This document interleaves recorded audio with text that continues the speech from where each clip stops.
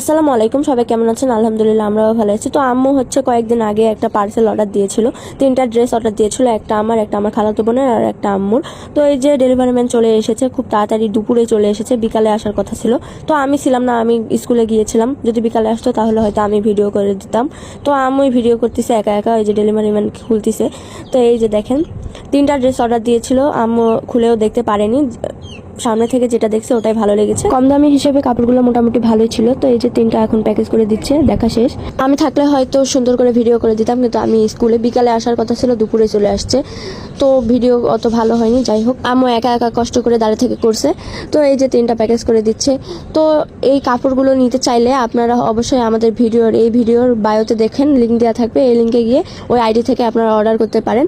তো যাদের যাদের নেওয়ার ইচ্ছা, এই যে আম্মু এখন টাকা দিয়ে দিল, টাকা দিয়ে পার্সেলটা নিয়ে নিল, টাকাটা গুনে নিচ্ছে ডেলিভারি ম্যান আঙ্কেলটা।